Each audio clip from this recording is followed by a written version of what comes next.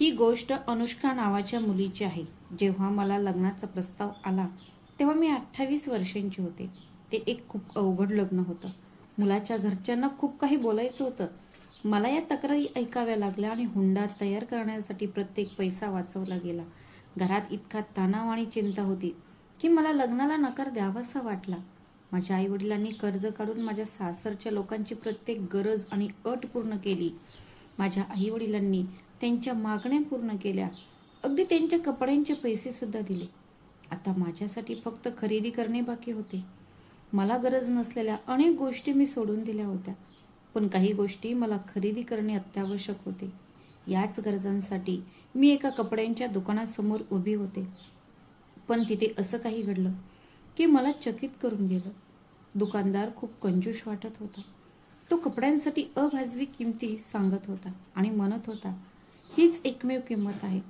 तुम्हाला विकत घ्यायचं असेल तर घ्या, नाहीतर घेऊ नका. पुढच्या दुकानात जा. मी मनातल्या मनात विचार केला की हा माणूस किती उद्धट आहे. पण मला ते कपडे आधीच आवडले होते. त्यामुळे काय करावे हे सुचत नसल्याने मी तिथेच उभी राहिली. कारण माझ्याकडे पैसे कमी होते. मी तिथे गोंधळून उभी राहिले आणि मग अचानक कुठे जावे हे मला कळेनासे झाले. भिकाऱ्यासारखा दिसणारा एक माणूस दुकानात शिरला. तो उंच आणि धिप्पाड दिसत होता. त्याला पांढरी दाढी, पांढरे केस होते आणि त्याचे रूप विचित्र होते. तो भीक मागत दुकानात शिरला होता. दुकानदार त्याला रागावून म्हणाला, बाहेर जा, तुला आत कोणी येऊ दिलं? भिकारी म्हणाला, माझं ऐक बाळा, आज तुला मला एक पाव खाऊ घातलास तर तुला 10 लाख रुपये मिळतील. हे ऐकून मला धक्काच बसला. मी विचार केला तर दुकानदार गमतीने म्हणाला, बरं, तर मग मी तुला जेवढ्या जास्त रोट्या खाऊ घालीन तेवढे जास्त कोटी मला मिळतील का? भिकारी म्हणाला, हो, तुम्हाला मिळेल तितके. मला पोळ्या खाऊ घाला आणि तुम्हाला तेवढीच कोटी आणतो. त्याचे बोलणे ऐकून मी लक्ष देऊ लागले, कारण त्याच्या शब्दांमध्ये एक विचित्र आकर्षण होते. पण दुकानदाराने त्याला दुकानातून बाहेर ढकलले आणि म्हणाला, जा, जे पैसे मागत आहेस त्या पैशाने स्वतःसाठी थोडी पाव विकत घे. जर तो तुम्हाला भाकर खाऊ घालेल तर देव तुम्हाला संपत्ती देईल. दुकानदार म्हणाला, चला, मी खूप पाहिलं आहे तुमच्याप्रमाणेच भीक मागण्याचे नवीन मार्ग. त्याने त्याला दुकानातून इतक्या जोरात बाहेर ढकलले की शेवटच्या धक्क्याने तो जमिनीवर पडला. हे पाहून मला खूप वाईट वाटले. मला वाटले की तो बिचारा फक्त भाकरी मागत होता, पैसे नाही. कदाचित तो खरंच मागत असेल. तो भुकेला असावा आणि भाकरी मागण्यासाठी त्याने हा मार्ग अवलंबला. मोठे दुकानदार सुद्धा आपला माल विकण्यासाठी वाटेल ती कारणे देतात. कधी ते म्हणतात की माल महाग झाला आहे, तर कधी म्हणतात की आम्ही तो त्यावेळी विकत घेतला. जर हे लोक आपला माल विकण्यासाठी खोटं बोलू शकतात तर त्या गरीब माणसाने जेवणासाठी निमित्त शोधण्यात काय हरकत आहे? मी दुकानातून बाहेर पडले. दुकानदार मला सारखा हाक मारत होता, पण मी गेले नाही. मी त्याचे ऐकले नाही. जेव्हा मी बाहेर आले तेव्हा मी पाहिले की तो भिकारी खूप वेगाने जात होता. मी त्याला बोलावून म्हटले, बाबा, एक गोष्ट ऐका, तुम्हाला खूप भूक लागली आहे का? तो म्हणाला, हो बाळा, मला खूप भूक लागली आहे. जो कोणी मला भाकरी खाऊ घालेल त्याला करोडो रुपये मिळतील. मी म्हणाले, काही हरकत नाही, मला करोडो रुपये नकोत. मी तुमच्यासाठी भाकरी घेऊन येईन. मी एका हॉटेलमध्ये गेले आणि हॉटेल मालकाला म्हणाले, ओ काका, कृपया 10 पोळ्या आणि 2 ताट भाजी पॅक करून द्याल. मी मुद्दाम त्याच्यासाठी जास्तीचे अन्न आणले होते, जेणेकरून तो 2 वेळेचे जेवण करू शकेल. मी अन्नाचे पाकिट बाबांच्या हातात देऊन म्हटले, बाबा, हे तुमचे जेवण आहे. तुम्ही आता सुद्धा खाऊ शकता आणि रात्री सुद्धा. हे ऐकून त्या भिकाऱ्याने माझ्याकडे निरखून पाहिले आणि विचारले, मुली, तुझे नाव काय आहे? मी त्याला माझे नाव सांगितले. मग त्याने विचारले, तुम्ही कुठे राहता? मी म्हणाले, मी जवळच राहते. मग त्याने विचारले, तुम्ही कोणाची मुलगी आहात? मी म्हणाले, मी पोस्ट मास्टर प्रकाश यांची मुलगी होती. ते म्हणाले, देव तुला आणि तुझ्या आईवडिलांना सदैव सुखी ठेवू. मी म्हणाले, बाबा, माझं लग्न होणार आहे. कृपया माझ्या सुखी भविष्यासाठी प्रार्थना करा. बाबा म्हणाले, देवाच्या कृपेने सर्व काही ठीक होईल. तुम्ही एक चांगले व्यक्ती वाटता आणि चांगल्या लोकांसोबत नेहमीच चांगल्या गोष्टी घडतात. बाबांनी माझ्या डोक्यावर हात ठेवून मला अनेक आशीर्वाद दिले. मी निघताना सुद्धा ते मला आशीर्वाद देत राहिले. मी मनातल्या मनात विचार केला, मी काहीही न घेता घराकडे निघाली. वाटेत मला बाबांचे शब्द आठवले, चांगल्या लोकांसोबत चांगल्या गोष्टी घडतात. पण माझ्या बाबतीत कधीच काही चांगलं घडलं नव्हतं. वयाच्या 28व्या वर्षी मला अखेर एक नोकरी मिळाली. ती एका शाळेत ₹15,000 पगारावर काम करायची. लग्नाआधी सुद्धा माझी सासू आणि वहिनी म्हणत होत्या की तुम्ही तुमचा पगार देऊ नका. माझ्या वहिनीने मला हे फोनवर सांगितले. मी माझ्या आई वडिलांना सांगितले नाही, कारण हे नातं निर्माण करायला खूप संघर्ष करावा लागला. जर तिने त्याला हेही सांगितले असते तर त्याचे हृदय एवढ्या क्षुल्लक गोष्टीवरून नातं तोडताना सुद्धा खूप दुःख होतं. ते शक्य नव्हते. पण आमच्या मुलीचे भविष्य काय असेल या विचाराने त्यांना नक्कीच काळजी वाटली असती. मी विचारांमध्ये हरवून घरीच चालले होते. तेच विचार माझ्या मनात पुन्हा पुन्हा घोळत होते. पण जेव्हा मी घरी पोहोचले, माझ्यासाठी आणखी एक वादळ वाट पाहत आहे हे पाहून मला धक्का बसला. माझे वडील डोळ्यात अश्रू आणून डोके धरून बसले होते. मी विचारले, काय झाले बाबा? ते म्हणाले, मुलाच्या घरच्यांनी एक अट घातली आहे. ते म्हणत आहेत की त्यांना लग्नाआधी मला 10 लाख रुपये रोख हवे आहेत. हे ऐकून मला धक्काच बसला. वडील म्हणाले, ते आज संध्याकाळी या विषयावर चर्चा करायला येणार आहेत. पण आपण त्यांना काय सांगणार? आपल्याकडे 1 रुपया सुद्धा नाही. एवढंच आपल्याकडे आहे. मी भीक मागून आधीच सर्व काही मिळवले आहे. आता मला कर्जही फेडावे लागेल. हे ऐकून मलाही खूप वाईट वाटले. लोक अशा प्रकारे बोलू लागले आहेत. जर मी कसंही करून तुझं लग्न लावून देऊ शकलो तर? आता आम्ही कोणाला विचारले तर कोणी आम्हाला पैसे देत नाही. जणू काही त्यांनी मला विकतच घेतलं आहे असं वाटलं. ते म्हणाले, आम्हाला हे पैसे स्वतःसाठी ठेवायचे नाहीत. ते तुमची मुलगी आणि जावई यांच्यासाठी उपयोगी पडतील. मी विचार केला आहे की लग्नानंतर तो या पैशाने व्यवसाय सुरू करेल. त्यानंतर बाकी सर्व काही खर्च केला जाईल. त्यातील काही रक्कम तुमच्या मुलीला दिली जाईल. तिला त्याचा फायदा होईल. तसेही आम्हाला कशाची गरज नाही. माझे वडील हात जोडून त्याला वारंवार म्हणाले की आता त्यांना एवढे पैसे देणे परवडत नाही. शक्य असते तर त्यांनी लग्नानंतर हळूहळू दिले असते. आम्ही तुम्हाला पैसे देऊ. पण ते त्यांच्या हट्टावर ठाम राहिले आणि शेवटी असं म्हणून निघून गेले की जर तुम्ही 10 लाख रुपये जमवू शकत नसाल तर आम्हाला सांगा, आम्ही हे नाते तोडून टाकू. माझ्या वडिलांनी मनातल्या मनात त्यांनी माझ्या डोक्यावर हात ठेवला आणि माझी आई खूप काळजीत पडली. ते निघून गेले आणि मी रात्रभर रडत राहिले. मग मी एक निर्णय घेतला आणि सकाळी उठून म्हणाले, तुम्ही त्यांना नाही म्हणायलाच हवं. आपण हे लग्न करणार नाही. कारण जर आपण स्वतःला विकले तरी आम्हाला 10 लाख रुपये रोख मिळणार नाहीत. आमच्याकडे जे काही होते ते सर्व आम्ही हुंड्यावर आधीच खर्च केले आहे. हे ऐकून माझे आईवडील म्हणाले, मुलगा चांगला आहे आणि हा जोडीदार शोधायला खूप त्रास झाला. आम्ही मुलाला पाहूनच लग्न ठरवले. मी म्हणाले, पण त्याचे आई वडील चांगले नाहीत. मी अशा लोकांसोबत राहिले तर माझं आयुष्य उद्ध्वस्त होईल. बाबा म्हणाले, आपण कर्ज काढू, काहीतरी करू, पण हे नातं तोडणार नाही. कारण सगळ्या नातेवाईकांना याबद्दल माहीत आहे. आता तुमचं लग्न ठरलं आहे असं म्हटलं गेलं. संपूर्ण दिवस याच गोंधळात गेला. कोणी जेवलं सुद्धा नाही. त्याच संध्याकाळी माझ्या नावावर एक पार्सल आलं. मी विचार केला, मी काही ऑर्डर केलं नव्हतं आणि आजपर्यंत कोणीही माझ्या नावावर काही ऑर्डर केलेलं नाही आणि मी कोणालाही माझे नाव किंवा पत्ता दिला नव्हता. मग आले तरी काय? जेव्हा मी पार्सल पाहिले तेव्हा ते प्रचंड मोठे होते. माझ्या वडिलांनी विचारले, तू ऑनलाईन काही मागवले आहेस का? मी म्हणाले, नाही बाबा, मी काहीही मागवले नाही. त्याचे पैसे द्यायला माझ्याकडे नव्हते. मग पोस्टमन म्हणाला, तुम्ही फक्त सही करा, हे पेमेंट आहे. यानंतर मी पार्सलवाल्याला सांगितले की भाऊ, कदाचित तुम्ही चुकीच्या ठिकाणी आले असाल. हे एक पार्सल आहे जे ओळखले गेले आहे, म्हणजेच तुम्हाला पैसे द्यावे लागणार नाही.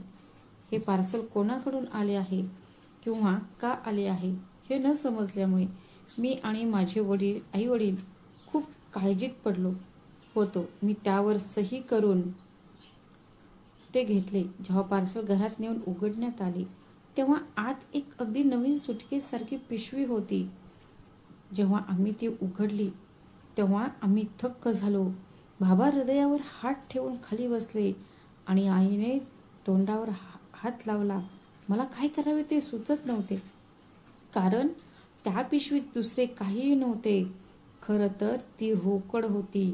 त्यात इतक्या नोटा होत्या की आम्ही आमच्या आयुष्यात यापूर्वी कधी इतके पैसे पाहिले नव्हते. संपूर्ण पिशवी नोटांनी भरलेली होती. मी तपासले, ते पैसे खरे होते. हे पाहून आम्ही सर्वजण थक्क झालो. हे स्वप्नासारखे वाटत होते. कधी एकमेकांकडे बघत, कधी हसत, कधी रडत. आम्हाला काय करावं हेच सुचत नव्हतं. बाबा लगेच म्हणाले की हे चुकून आलं आहे, ते परत करायला हवं. मी म्हणाले, अशी चूक कशी होऊ शकते? हा, जेव्हा मी माझी बॅग उघडली, मी हात घातला आणि मला एक पत्र सापडले.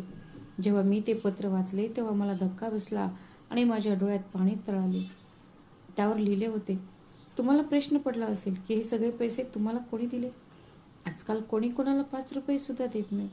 कोणी कोणाला हातावरचा एक भाकरीचा तुकडा सुद्धा खायला घालायला तयार नाही. पण तसा विचार करू नका. हे समजून घ्या की मला तुमच्याकडून बदल्यात काहीही नको आहे. हे पैसे तुमच्यासाठी आणि तुमच्या आईवडिलांसाठी आहेत, ज्यांनी तुमच्यासारख्या मुलीला वाढवले आहे.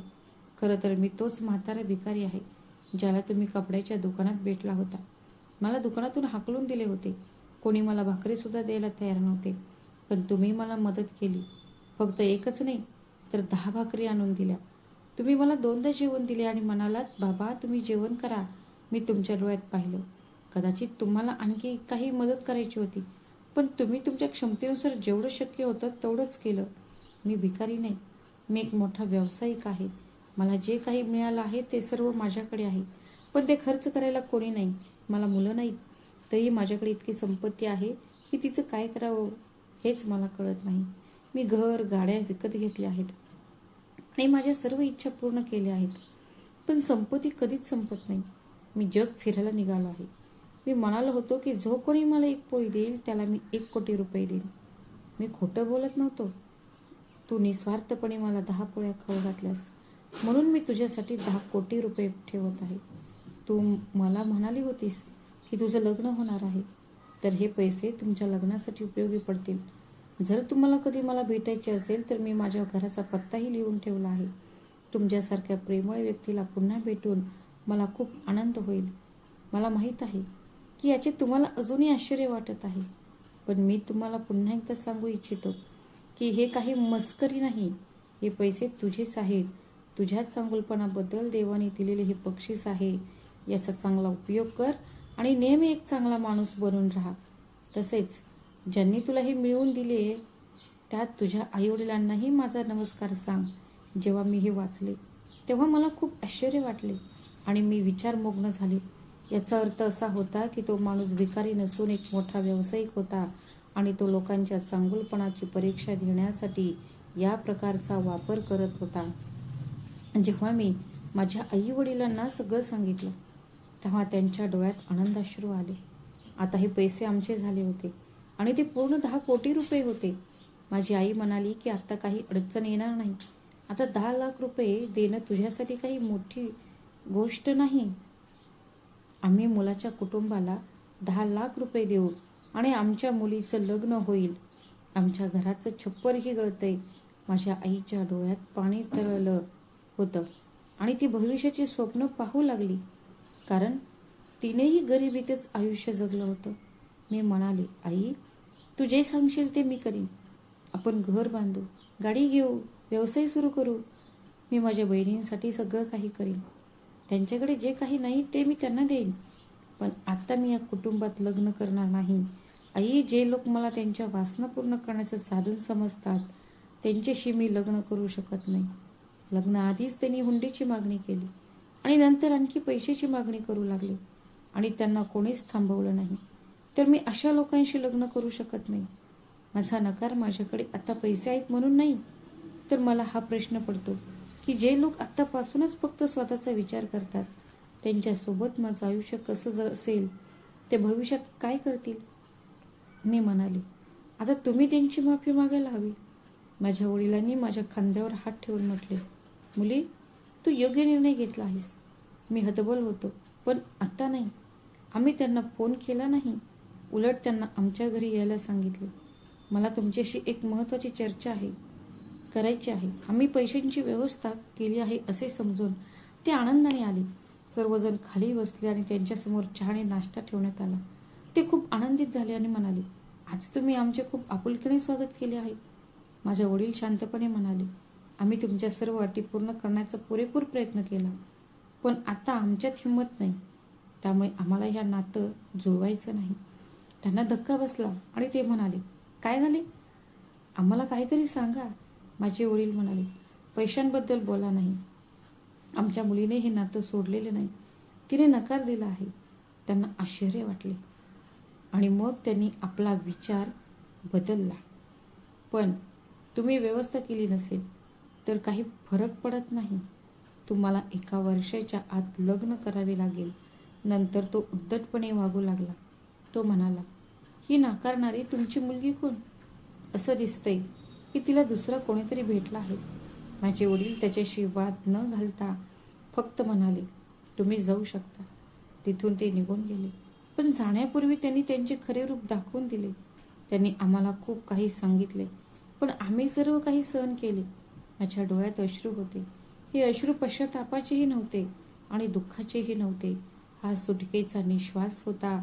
माझ्या डोळ्यात अश्रू होते कारण माझ्यावरचे एक मोठे संकट टळले होते. मी पडण्यापूर्वीच देवाने मला सावरले होते आणि माझ्या मार्गातील एक मोठा अडथळा दूर केला होता. मी त्या माणसालाही भेटायला गेले. तो खरंच खूप श्रीमंत माणूस होता. मी त्याला सर्व काही सांगितले. मी त्याचे आभार मानले आणि त्याला सर्व काही सांगितले. तेव्हा तो म्हणाला, मुली, तू योग्य निर्णय घेतला आहेस. तुला पुन्हा काही अडचण आल्यास तू माझ्याकडे येऊ शकतेस.